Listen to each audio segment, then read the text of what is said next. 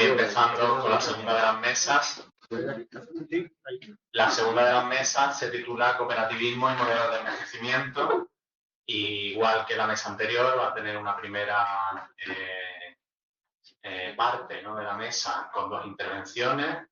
En primer lugar, de Alberto García Moreno, persona contratado doctor de esta escuela, ¿no?, vinculado al Departamento de Arte y Arquitectura y al Instituto de Hábitat, Turismo y Digitalización, un investigador del proyecto, que nos hablará o presentará sobre distintos modelos y fórmulas alternativas de cohousing y de modelos cooperativos para la investigación, ¿no?, dentro del marco del proyecto de investigación. Luego tendremos otra intervención de David Pino, director de Innovación y Economía Social del Ayuntamiento de Sevilla, una persona muy vinculada al cooperativismo y, bueno, impulsor del Plan Director de Innovación Social para el Empleo de Sevilla. Y, bueno, ya ha sido nombrado forma reiterada a lo largo de la sesión y veréis un poco, ¿no?, el amplio conocimiento que tiene sobre estos temas. Y luego seguiremos una mesa de debate en la que se incorporará Julio Alberto Gutiérrez, ¿no?, delegado de Concovi, José Morgado, director general de FAECTA, José Antonio López, ¿no?, de la cooperativa Cohousing Tartesos, y Carolina Rivera, arquitecta, que desarrolló el proyecto de la cooperativa Tartesos. Y sin más, le doy la palabra a Alberto para que empiece con su presentación. Bueno, muchas gracias, Dani, y gracias a todos y a todas por la asistencia. Buenos días. Vamos a mi intervención básicamente en la línea de lo que estamos tratando esta mañana, que son los aspectos más metodológicos del proyecto, antes de dar paso a las sesiones de la tarde y de mañana, que serán más el modelo, ¿no?, coworking, ¿no?, de intercambio de experiencias. Pues lo que traía aquí, y según el título, ¿no?, el cohousing a la cooperativa vecinal para el envejecimiento activo, una revisión de fórmula alternativa, es precisamente esto, ¿no?, hacer un pequeño recorrido de lo que en realidad hemos hecho en el proyecto, ¿no?, dirigirnos a casos de éxito, especialmente internacionales, porque, bueno, ya han salido aquí algunos ejemplos de éxito locales, como Santa Clara, de Corralón de Santa Sofía. Se hablará luego en la mesa también de algunas experiencias locales, David también hablará. Entonces, yo lo voy a contar un poco en el proyecto a dónde nos hemos dirigido, a investigar un poco, pues, otras experiencias para poder armar el proyecto y para poder ver buenas prácticas de estas cuestiones para aplicarlas a nuestro proyecto. Es verdad que hemos tenido, como antes se ha dicho, poco tiempo de investigación, el proyecto duraba muy poquito, pero hemos podido hacer esa revisión del caso internacional. Bueno, el marco, el contexto del que partimos, que ya es conocido y es sabido, hemos hablado de él, ¿no?, pues es la cuestión del envejecimiento de la población y la respuesta de habitabilidad que proponemos para este. También se ha hablado de algunos datos, pero bueno, para enmarcar esta cuestión, pues según Naciones Unidas, el número de personas de más de 65 años será en 2050 aproximadamente 2.000 millones en todo el mundo, ya lo hemos dicho. Los porcentajes de población mayor de 50 años se sitúan en torno al 35-40% en la mayoría de países de Europa. En el caso de España, el porcentaje de población de más de 65 años es superior al 17% y la proyección para 2060 será del 35% de la población total de nuestro país, que será mayor de 65 años. En este contexto de envejecimiento progresivo de la población, lo que propone el proyecto que estamos presentando, pues, es aproximarse a esa cuestión del envejecimiento activo. Y en la jornada de Sevilla que ya tuvimos salió el concepto de satisfactorio, ¿no? Y es verdad, ¿no? Hemos hablado de envejecimiento no solo activo, sino también saludable, sino también satisfactorio, no solamente activo, ¿no?, sino pleno, ¿no? Y como ya se ha intervenido en algún momento, ¿no?, pues lleno de vida y vitalidad y de actividad. Pero sobre todo basándonos en la premisa del deseo de las personas de permanecer en sus propios hogares, en su propia comunidad, y manteniendo sobre todo también muy importante las redes de relación, que ya han visto la importancia que tiene también incluso para la salud, ¿no? Sin embargo, ya lo hemos hablado, sabemos que envejecer, esta cuestión del envejecimiento en la propia casa, la propia comunidad, se enfrenta a diversos problemas que hay que resolver, y es ya la mencionada soledad no deseada, la necesidad de adaptación de las viviendas que poco a poco necesitan ese cambio para adaptarse a la situación del usuario, de la usuaria, la falta generalizada de recursos económicos o el déficit en muchos casos de los servicios de apoyo. Ante esta realidad, hemos ido a investigar o a ver pues, los mecanismos que se están poniendo en marcha en otros contextos y que hemos analizado en el proyecto. La mayoría de las iniciativas que hemos analizado se enmarcan en el modelo de cohousing, de covivienda, es decir, se propone envejecer en compañía, tomando la vivienda como escala de referencia, ¿no? Sea la propia o una.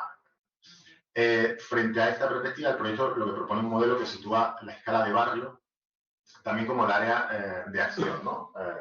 Esa red de viviendas dentro del barrio, lo que además evitaría la infrautilización de las viviendas, generaría recursos económicos para su rehabilitación y para la dotación de servicios, como ya hemos explicado al principio, ¿no? Bueno, haber acotado este ámbito de estudio y la población a la que nos dirigimos, pues el proyecto se dirigió como parte de su metodología a esto, ¿no? A revisar estos casos de éxito a nivel internacional en los que el fomento del envejecimiento activo y satisfactorio de manera preferente en el lugar o al menos en un ámbito cercano del que ya se reside y sobre todo la prevención de la soledad no deseada eran las premisas prioritarias, ¿no? No nos vamos a extender, vamos a hacer una revisión muy rápida sobre estos casos de estudio, mencionando brevemente algunos de los más interesantes que han servido como referencia a la hora de diseñar la estrategia del proyecto. Esta revisión se ha agrupado en 4 grandes conjuntos de modelos, de los que destacamos bueno, algunas de ellas, ¿no? Por un lado, están los modelos basados en los programas de habitabilidad, en concreto la covivienda, entre las que bueno, podemos destacar, entre otros, el caso de Salvo en Suecia, el de Borgo Mazzini en Italia o el COOP en Canadá, ¿no? Entre otros muchos. Ahora pasaremos a detallar brevemente. Otro gran paquete de iniciativas que hemos analizado son las que están basadas especialmente en los sistemas de servicios asistenciales y de cuidado como complemento a ese programa, a esa iniciativa de covivienda, ¿no? Destacamos, entre otros, el sistema público de apoyo a la discapacidad y la dependencia de los Países Bajos y Dinamarca, pioneros en esta cuestión. El sistema integrado de acción comunitaria de Japón, también interesante, o los modelos asistenciales de Eslovenia o Alemania. El tercer conjunto en el que englobamos estas iniciativas serían los modelos basados en la comunidad. Ya la escala de intervención se amplía, comienzan a tejerse una serie de redes que conectan áreas geográficas de una escala un poco mayor, de tamaño significativo. Sería el caso que ya se ha mencionado en la primera presentación de Carlos, el caso de los NORDs, el caso de los programas de apoyo comunitario implementado en Israel, por ejemplo, y dentro de los NORD también el programa de la iniciativa de Village, que también se han mencionado. Y por último, algo que también anteriormente se ha mencionado y ampliando la escala de estas intervenciones serían los modelos basados en ciudades que completan, ¿no? Las políticas de age friendly que ya se han comentado anteriormente y que desde 1982, la primera Asamblea Mundial sobre el Envejecimiento y su Plan de Acción Internacional de Viena, organizado por la Organización Mundial de la Salud, su actualización en 2002 en la Asamblea de Madrid, bueno, pues se recomienda una serie de medidas en la planificación y en la legislación urbana, en el desarrollo y la reconstrucción, en las que se debería, de las ciudades, en las que se debería poner el foco, el centro, en la población de los mayores, ¿no? Asegurando así su integración social. Bueno, pues en el proyecto se han analizado también especialmente algunas de las ciudades que se han acogido a este esta iniciativa europea, haciendo hincapié en el grado de cumplimiento de todas las medidas que proponía la Organización Mundial de la Salud. Pues estos son los 4 paquetes en los que nos hemos basado para hacer esta revisión. Si entramos un poquito en detalle, como digo, no demasiado, en algunas de ellas, en el caso del primer paquete, destacaríamos el caso de Salvo, ¿no? en Helsingborg, en Suecia, ¿no? Se trata de un alojamiento compartido en el que algo más de la mitad de los alojamientos, de los apartamentos, están ocupados por inquilinos de más de 70 años y además comparten espacio y comparten, digamos, una residencia intergeneracional con jóvenes entre 18 y 25 años, incluso personas que acaban de llegar al país, acaban de recibir el permiso de residencia, es decir, un poco mezcla de situaciones que conviven juntas, ¿no? Además del propio apartamento, los residentes tienen acceso a espacios comunes para compartir, tanto interior como exterior, especialmente dedicado al ocio, a la socialización. Y bueno, pues como parte digamos, de aporte de todos esos inquilinos, pues cada inquilino se compromete a organizar o a participar en actividades comunes al menos 2 horas por semana, ¿no? Digamos que este es el compromiso también que se establece en este lugar, ¿no? Esta iniciativa comenzó a funcionar en 2019 por un lado tenían un contrato permanente las personas mayores de 70 años y por otro lado estos jóvenes entre 18 y 25 años iban rotando, ¿no? Eran contratos de no más de 3 años, con lo cual siempre había un movimiento de personas, aunque había posibilidad de convertirlo en un contrato, digamos, permanente, pero los que sí estaban fijos eran estas personas mayores de 70 y los jóvenes iban variando, ¿no? Se trata de una iniciativa pública gestionada por la empresa de vivienda pública de Helsingborg, que por otro lado casi tiene una enorme cantidad de viviendas en propiedad que utiliza para el alquiler social, ¿no? Bueno, es un modelo interesante, un modelo que parte de lo público, pero sí es verdad que es una vivienda de nueva planta donde pues, los inquilinos tienen que desplazarse. Digamos que empezamos a tomar cosas buenas, digamos, de cada una de ellas, pero en este caso pues no es la idea esta que estamos planteando desde el envejecimiento en el lugar, ¿no? En el caso de la iniciativa italiana de Borgo Mazzini, fue promovida por el Instituto de Servicios de Hospitalización y Asistencia al Mayor, en la ciudad de Treviso, y que fue creada en 1991. Uno de los aspectos más interesantes de esta iniciativa es que en 2013 este instituto lo que hace es pues, pone en marcha la rehabilitación de todo su patrimonio para albergar a todas estas personas necesitadas de alojamiento y necesitadas de esa socialización, ¿no? Se crea el grupo de trabajo de Borgo Mazzini Smart Cohousing y lo que hace es un análisis de toda la realidad demográfica, social y urbanística y pues traza una hoja de ruta basada en 4 puntos, ¿no? Y con mucha participación ciudadana, especialmente de estos usuarios mayores que iban a ser los que iban a usar esta vivienda, ¿no? Es interesante porque se lleva a cabo el tema del envejecimiento en el lugar, lo que pasa es que, bueno, también se integran esta iniciativa de recuperación del patrimonio del barrio, es decir, a la vez que se recupera el patrimonio del barrio, se le da un acceso, un espacio compartido a los mayores, ¿no?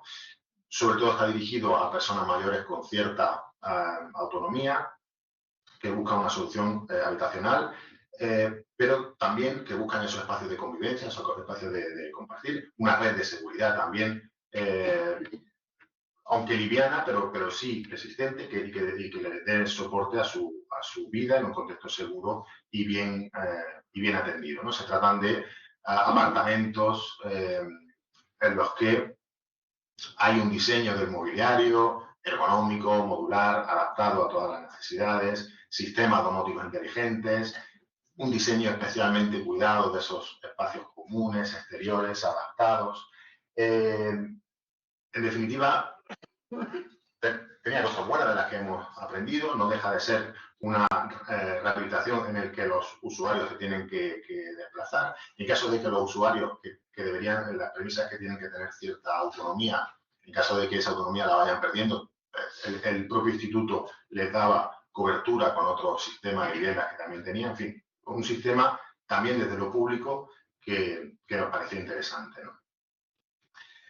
Si pasamos al segundo paquete, al segundo conjunto de iniciativas, los que estaban basados más en los sistemas de prestación de servicios asistenciales y de cuidados, pues destacamos sobre todo el sistema público de asistencia de los Países Bajos, ¿no? Que, como decíamos antes, era pionero en la creación de un sistema público de apoyo a la discapacidad y la dependencia, ¿no? En 1968 el gobierno crea este seguro social contra este riesgo de pérdida de autonomía de los usuarios y garantizando un acceso generalizado a determinados servicios de asistencia, ¿no? En 2015 se actualiza este sistema con una reforma importante donde se optimizan todos los recursos porque estaba empezando a no ser, digamos, sostenible.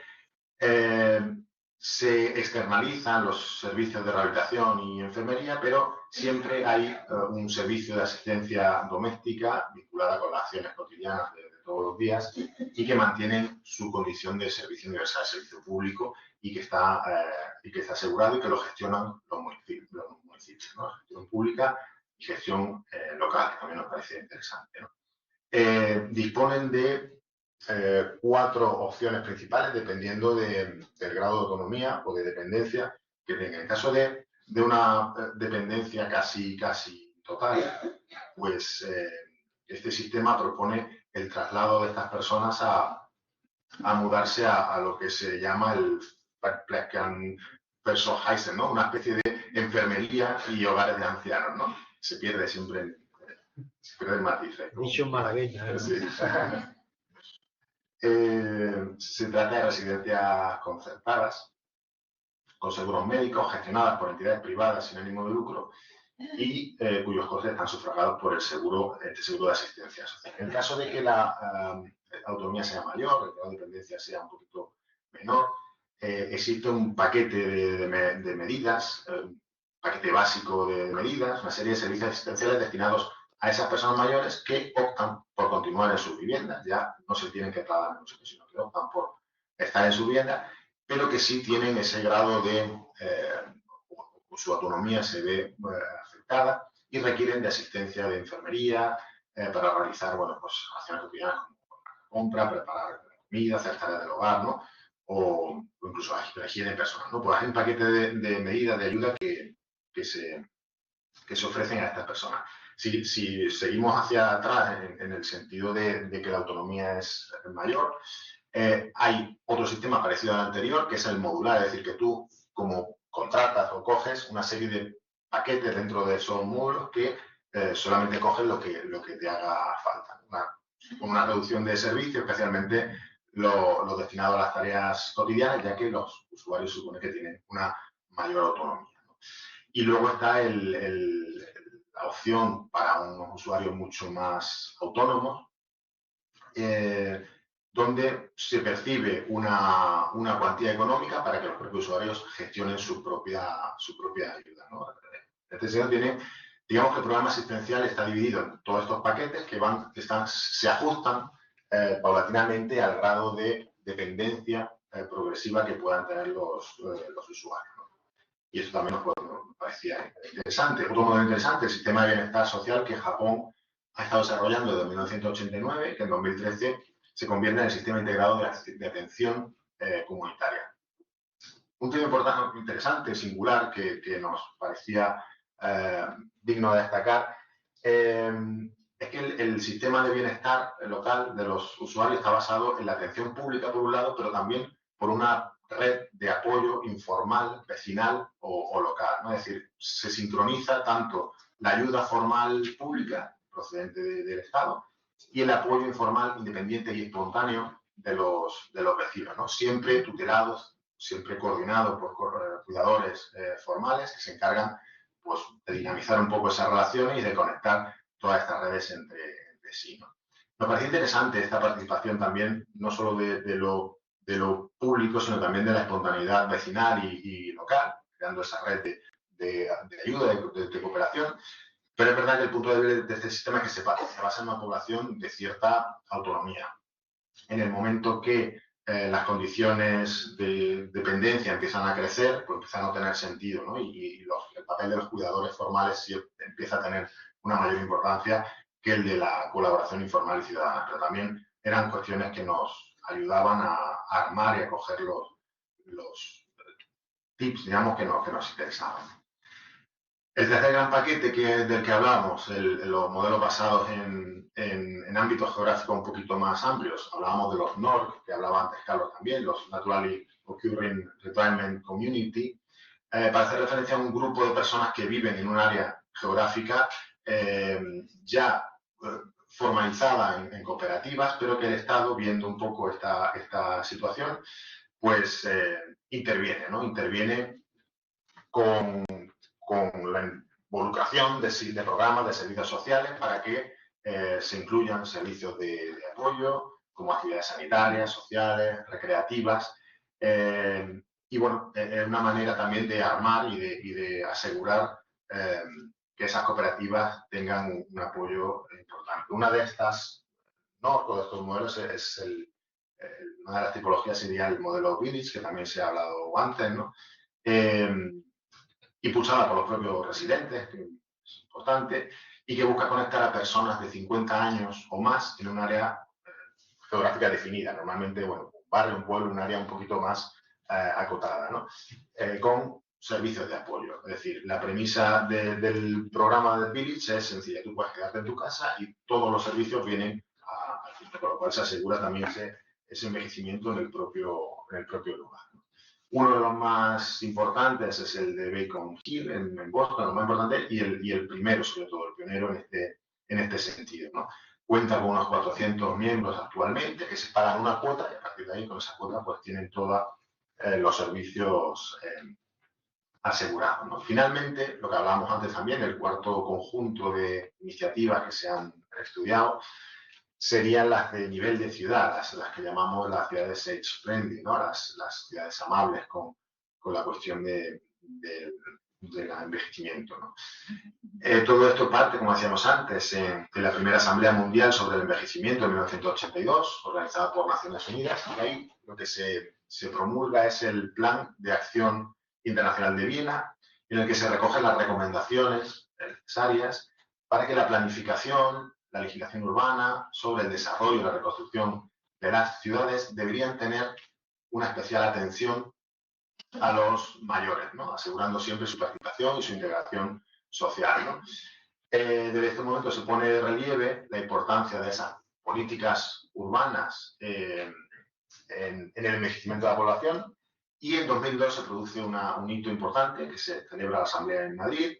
Se propone una serie de objetivos ya más concretos, de medidas donde se acerca y se concreta mucho más, y se establece que las naciones que se adhieran a este compromiso pues se comprometen, como digo, a fortalecer las políticas y los programas que fomenten sociedades inclusivas y cohesionadas para todos, con tres objetivos fundamentalmente. Es decir, esto ya estaba escrito, ¿no? No estamos complementando nada, ¿no? Promover el envejecimiento en la comunidad en que se ha vivido, teniendo debidamente en cuenta las preferencias personales y las posibilidades en materia de vivienda asequible para las personas de edad.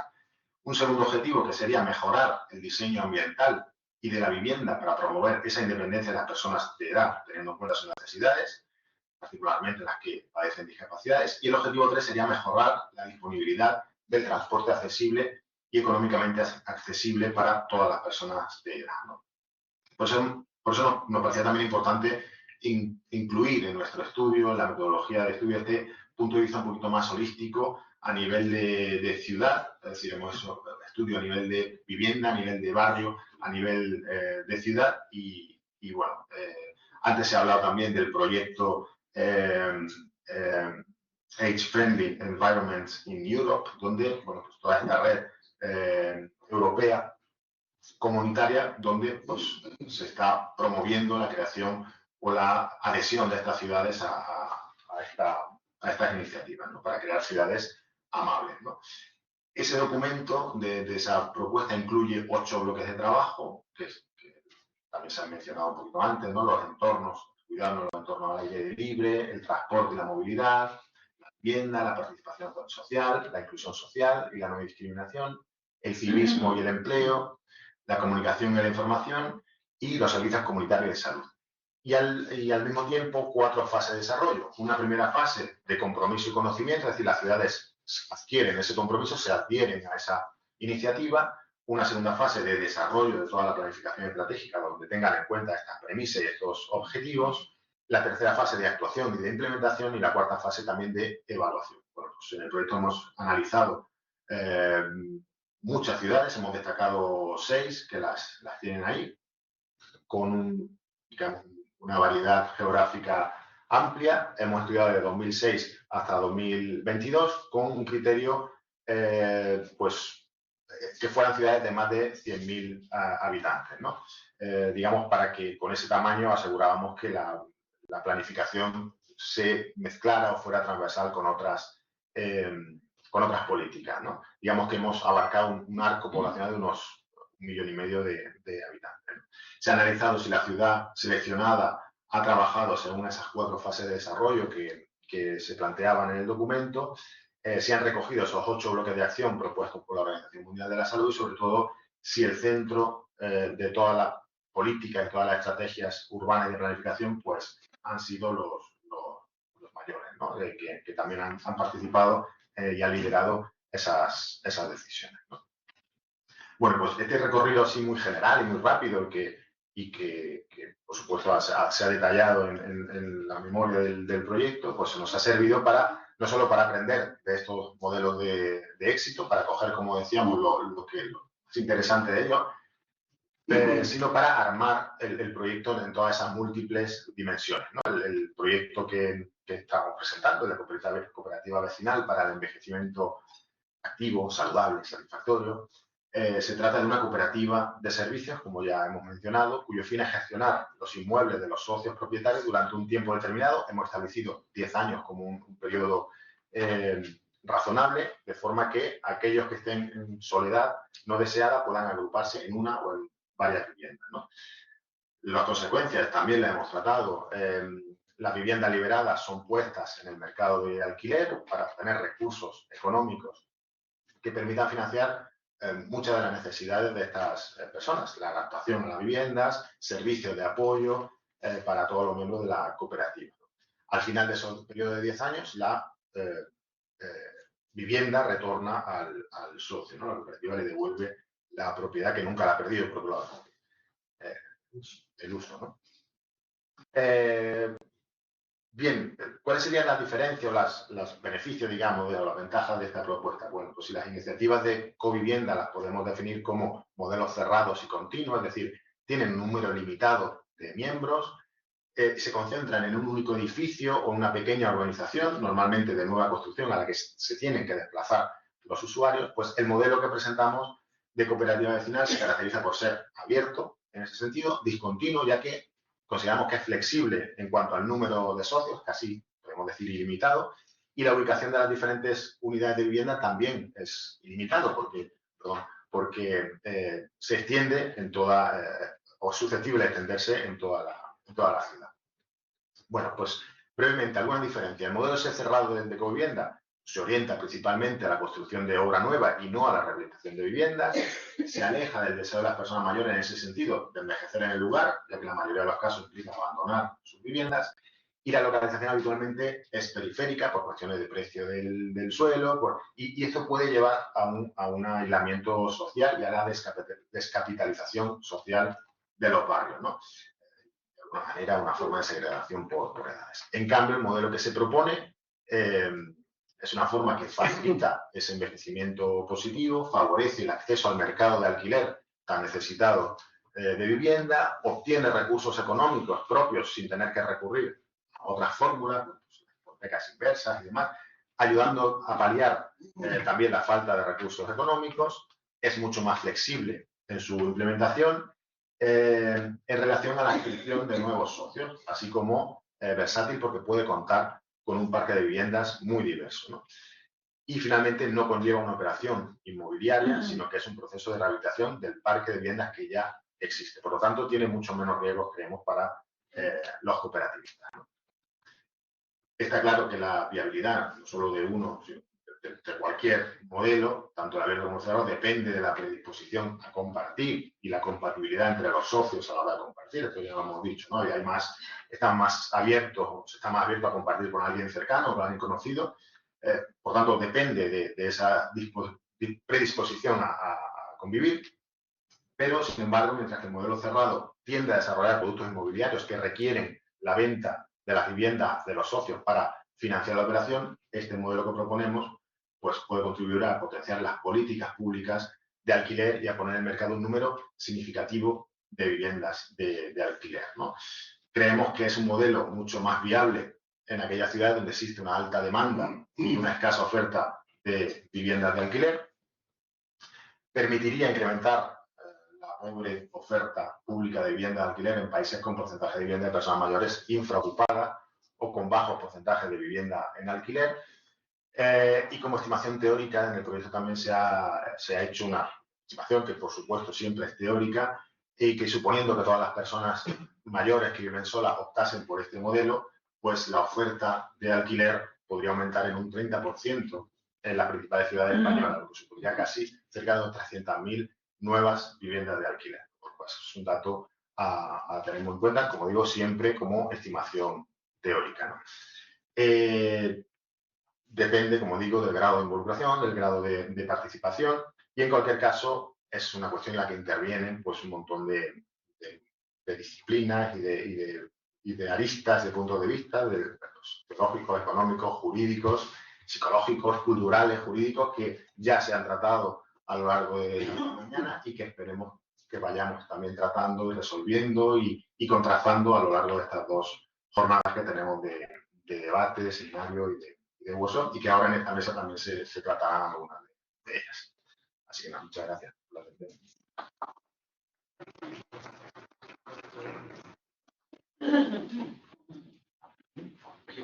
¿Tú la tienes localizada donde venga la posición? Vamos, pues yo voy a hacer muy rápido. Me pongo yo ahí. Porque yo tengo la cabeza muy gordita por la pantalla.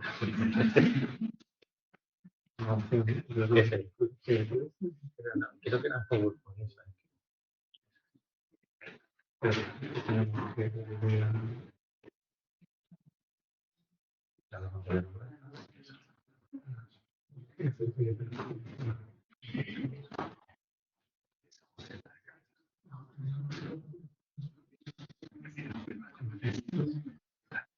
vaya, tiene que ser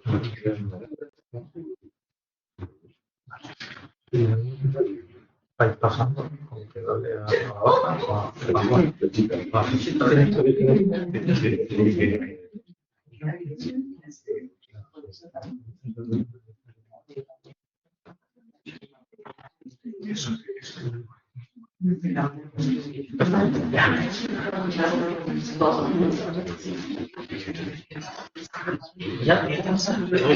Está bien.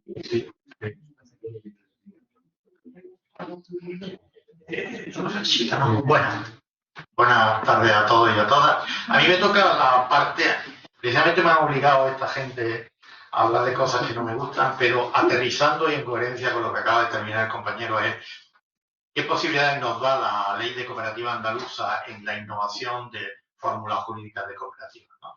Yo cuando hablo de esto me acuerdo de mi amigo Manolo que descubrió que no era el preferido de su madre cuando en la boda de su hermana le dijo: Manolo, tira tú la foto y así salimos todos, ¿no? Entonces, eso me pasa, pero voy a intentarlo. Mira, primero antes de entrar en el tema, y voy a poner para cumplir estrictamente los tiempos, voy a hacer un respetuoso con los tiempos, me salte la alarma. Os voy a plantear un tema que mucha gente no sabe y que a mí me apasiona. A partir de Europa, por supervivencia, ha lanzado 5 misiones, como la que se lanzó para colonizar la Luna prioritariamente, que va a cambiar muchas cosas. Y pues aquí las tenéis, tiene que ver con el cambio climático, tiene que ver con el cáncer, tiene que ver con el océano, con ciudades inteligentes y climáticas y con suelo. Yo lo encuadraría en la cuarta, todo lo que estamos hablando, con ciudad inteligente, y no puede haber una ciudad inteligente si no resolvemos el ámbito intergeneracional, ¿no? Sevilla ha sido seleccionada dentro de esas 7 ciudades y tenemos que ser 0 emisiones neutras en el futuro. ¿Y eso cómo lo vamos a hacer? o a través también de la nueva Bauhaus, que tenéis que tenerlo en cuenta los arquitectos, de la belleza y la operatividad de los procesos, ¿no? Y de la innovación. Lo que estamos hablando es de innovación pública, que no tiene que ver solo con lo público, y para eso ya hubo una innovación pública que para mí es la innovación social, que fue la Ley Andaluza de Economía Social, que está considerada una de las leyes más innovadoras. Y si aterrizáramos el modelo que yo vería más adecuado para este tipo de cooperativas que estáis planteando, este concepto de cooperativa vecinal, que es muy amplia, yo siempre le aplico esta fórmula a todos los proyectos en los que me meto, que es primero la innovación social, nuevas maneras de organizarnos, que es lo que plantea este proyecto, a la que hay que atraer a la máxima innovación tecnológica para que se ponga al servicio de esa innovación social, siempre contextualizada en el territorio, pero si os dais cuenta, la fórmula, si esto va a tener éxito, es si generamos inteligencia emocional colectiva. Es que lo colectivo lo vea, lo haga suyo y lo considere un proyecto que quiera desarrollar. Entonces, me parece interesante. Y ya entrando en materia, la ley que ahora está en proceso de reforma, y además uno de los que más sabe de eso es mi amigo José Morgado, que tiene que estar, plantea, yo solo me he centrado en dos cooperativas dentro de las que considero especiales, una es las cooperativas mixtas y otra de la que espero no morirme sin poder crear ninguna, que son las cooperativas de servicios públicos, que no se ha creado ninguna en Europa. Sin embargo, en Estados Unidos 92 millones de personas reciben la luz eléctrica a través de cooperativas de servicios públicos. En 1916 ya se creaban cooperativas de servicios públicos en Argentina, o la hay en otros países, pero aquí no sé por qué, pero me parecería una fórmula ideal para esto, y la explico muy rápido. Las cooperativas mixtas, yo no sé si estaréis muy puestos en cooperativas, pero las cooperativas en realidad, por mucho que os cuenten, hay tres tipos de cooperativas. Y las cooperativas dependen de dos columnas: quién puede ser socio y qué cooperativiza. La primera que se creó fueron las cooperativas de consumidores y usuarios. ¿Quién puede ser socio? Persona física. ¿Qué cooperativizamos? La compra en común de productos de primera necesidad o servicios de primera necesidad, ¿correcto? Y ahí determinan leyes, la de vivienda, que es la que nos afecta, las colocan ahí o la hacen una sección especial, pero es de consumo. La segunda fueron las de servicios, que fueron los gremios, vieron lo que habían creado los de consumo y dijeron, ¿quién puede ser socio? Aquel que acredite una actividad económica, impuesto a actividad económica. ¿Y qué cooperativizan? Que la cooperativa le preste servicio a ese socio hacia atrás, comprando en común, o hacia adelante, comercializando en común. Las más características son las de agricultores. Tengo una explotación agraria, pero ahí estaban todos los gremios. Y por último, que para mí es la que ha marcado toda mi vida, pues unos años después nacen las de trabajo, las cooperativas de trabajo, que es quién puede ser socio. Persona física, ¿qué cooperativizamos? Nuestra capacidad de conocimiento o de fuerza bruta para poner en valor nuestro trabajo para recibir una remuneración. Hasta ahora, si querías crear una cooperativa que integrara toda la cadena de valor, consumo, trabajo y servicios, había que crear una cooperativa de cooperativas. ¿Qué crea la ley andaluza? Este tipo, las cooperativas mixtas, que es lo que dice que para que es una cooperativa mixta, primero, una cooperativa de primer grado, por tanto, una sola cooperativa, no una cooperativa superior. Segundo, lo que pretende es integrar la cadena de valor y, sobre todo, yo ya lo digo, es expulsar los intermediarios especulativos del sistema. Y, por tanto, lo que intenta es conectar al que produce con el que consume y al que en medio diseña los trabajos, ¿vale? Puede ser con o sin ánimo de lucro. Por tanto, tenemos un híbrido que puede ser una empresa a todo efecto, pero también puede ser una entidad sin ánimo de lucro, que sin ánimo de lucro no significa perder dinero, significa reinvertir los beneficios en el proyecto, ¿vale? Por tanto, nos da unos juegos alucinantes. Tiene otra herramienta muy innovadora, que puede ponderar votos. Para que sea mixta tiene que haber al menos dos tipologías: consumo y servicios, consumo, trabajo, o lo óptimo sería las tres, ¿no? Entonces, viendo el proyecto que tenéis, para mí este es una de las fórmulas que más me integra, porque puedo integrar a ese equipo de trabajo que coordine esa cooperativa, a los socios usuarios que son consumidores, pero puedo integrar a proveedores o otras entidades en el aspecto de servicios, ¿no? Otro de los temas es que puede ponderar votos. Os explico, la primera cooperativa mixta que se creó en Andalucía fue bueno, fue una enarmería que no fue muy bien, pero fue Caótica, que es una librería, y bueno, hay pequeños editores y escritores jóvenes, hay trabajadores, hay consumidores, y hay otra figura que nosotros llamamos micromecenas, que gente solo pone dinero y financia. Pero, ¿qué pasa si yo fuera una persona a un voto y resulta que somos 700 socios consumidores y solo 3 socios trabajadores? Que machacamos a uno de los grupos. Por tanto, la ley lo que permite, y dice nuestra ley andaluza, ha cambiado el tiempo, ¿verdad? La asamblea determinada podrá ponderar voto, dice que pondera el voto en virtud del grupo. En el caso de Caótica dijimos, aunque solo sean 11 trabajadores, tienen el 52% de los votos, porque queríamos proteger el bien factor trabajo. ¿Me estoy explicando? Entonces, esto te permite que determinados grupos ponderen. Aquí imaginaros que tienen miedo los propietarios de la vivienda y dicen, pues mira, vamos a dar la mayoría de los votos y protegemos el bien de ellos. Entonces, que da una flexibilidad, porque lo que pretende la ley es que no haya circunstancias presente y futuro que no pueda regularse flexiblemente para que la herramienta esté al servicio del objetivo. Por tanto, la cooperativa mixta da un juego importante en este concepto, que las primeras veces que hablábamos de Recoba mezclaba una de trabajo, pues aquí está, una de consumo con una de trabajo. Entonces eso nos da una posibilidad, y a la vez que puede ser con o sin ánimo de lucro, y yo espero que en la reforma de la ley cualquier cooperativa pueda ser con o sin ánimo de lucro si lo deciden los socios, que las de consumo normales lo puedes poner, pero no están determinadas. Las servicios tradicionales, solo las de trabajo pueden ser sin ánimo de lucro, ¿vale?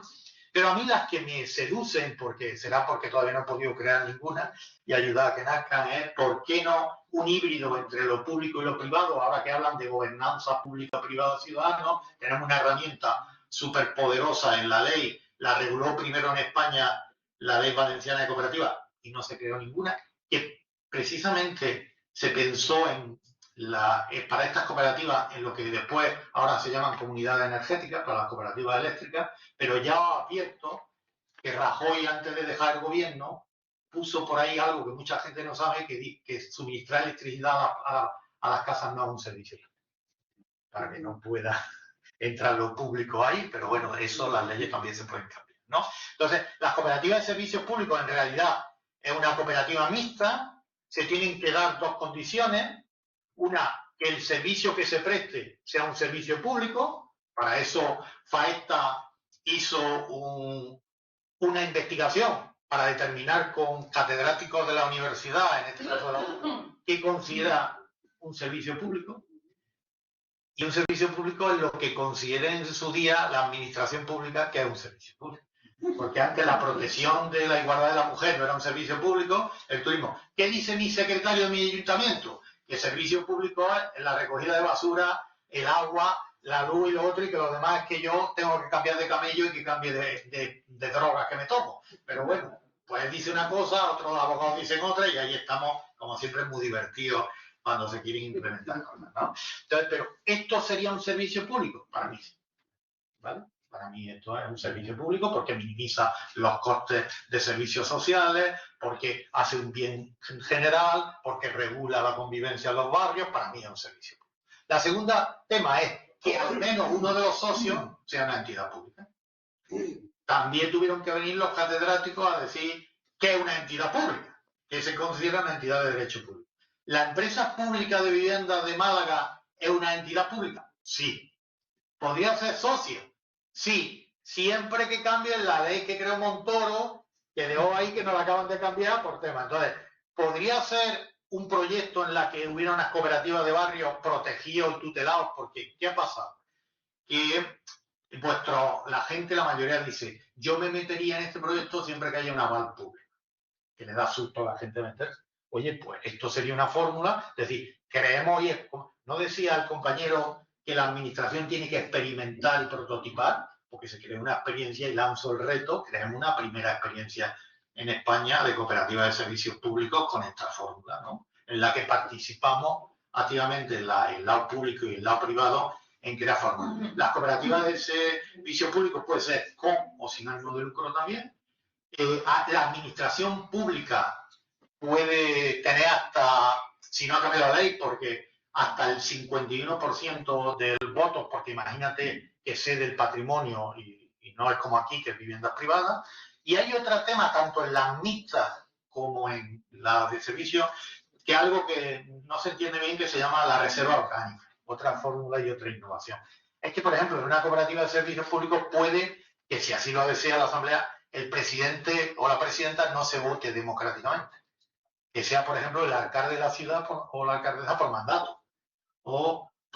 Pero eso lo prevé la ley también, lo que se llama reserva orgánica, que determinados órganos no se voten porque vengan determinados por los estatutos fijos. Es decir, en el caso de una cooperativa de servicios públicos en la que participe el ayuntamiento, la presidencia de la cooperativa será de la alcaldesa o del alcalde. Pero los estatutos también dicen que eso la Asamblea lo puede cambiar cuando quiera.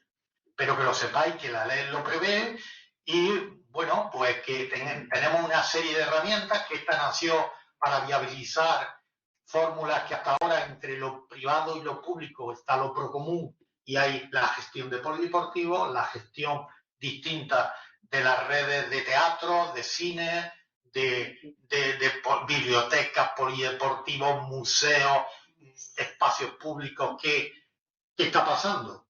Pues que desde lo público a veces no se llega porque con la función pública, la no reposición, no hay suficientes recursos, pero de lo privado privatizo un polideportivo y a partir de ahí encabrono a todos los vecinos, sube el precio, los trabajadores están explotados, entonces pues buscamos fórmulas también de corresponsabilidad. Entonces, ante la reflexión y contextualización de las nuevas herramientas, me parecían que estas eran las dos figuras que podían entrar dentro de la reflexión, de las que podrían ser óptimas, sobre todo porque cuando vi en Sevilla los primeros resultados de vuestras investigaciones, me parecía que esto era un producto ideal no solo para crear cooperativas, sino para las empresas públicas de vivienda de cada municipio, porque era una forma de aflorar viviendas que no tenemos, el resultado que decían ahora mismo, porque, por ejemplo, la empresa pública de Sevilla está desesperadamente buscando viviendas por la presión que hay de buscarle vivienda social a la gente, y no hay vivienda, y sin embargo sí hay,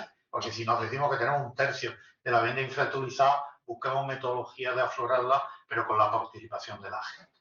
Entonces, bueno, deciros que las cooperativas de servicios públicos podían ser íntegramente públicas, porque 3 ayuntamientos podían crear una cooperativa para explotar los pinos en los montes de Málaga, y podía ser una cooperativa en vez de una mancomunidad. Puede ser semiprivada, que serán las más óptimas, y que lo único que no puede crearse como cooperativa de servicios públicos sería temas relacionados con el ejército o la protección civil. Todo lo demás podría regularse según la ley como cooperativa, que está ahí, y que me parecería muy interesante, y os lanzo reto, que como universidad, porque la universidad también podría crear cooperativas de servicios públicos, porque la pública se considera una entidad de derecho público. ¿Qué se considera también, y en eso estoy, antes de morirme de intentarlo? Los colegios profesionales también se consideran entidades de derecho público. Entonces estamos ahí intentando seducir al Colegio de Trabajo Social de Sevilla, que crea una cooperativa de servicios públicos. Entonces os digo, porque esta era un poco la reflexión y ya me acabo. Todo esto, habéis visto que la cooperativa de cesión de uso no es más que una, y que es el origen del cooperativismo de vivienda anterior, que no era la promoción de viviendas para después entregarla y desaparecer, pero que no una tipología, sino es una manera de gestión de las 12 tipos de cooperativas a las que se le puede atacar a una cooperativa de vivienda, ¿vale? Y deciros como último que desde el urbanismo y con cooperativas mixtas, los proyectos que yo he tutelado, especialmente de Huelva, cuando me ponían barreras desde la calificación del suelo, en vez de crear una cooperativa de vivienda, lo que creamos fue una cooperativa de servicios sociales con servicios habitacionales. Y entonces entramos en suelo dotacional. Esto es la imaginación al poder, es decir, si me bloqueas por un lado, yo me fumo 2 porros y me invento una historia, ¿vale? Entonces, que lo sepáis, que hay un juego alucinante, que tenemos una ley que da juego a todo esto, que no tenemos una ley encorsetada, sino que nació para que cualquier imaginación de resolución colectiva de una problemática como esta no tenga problemas de acomodarse porque sea la ley la que le ponga problemas. Otra cosa son la aplicación después de los registros, Hacienda como lo entiende, que ya es otra cosa, ¿vale? Y espero haber sido pedagógico suficientemente. Gracias por haberme escuchado.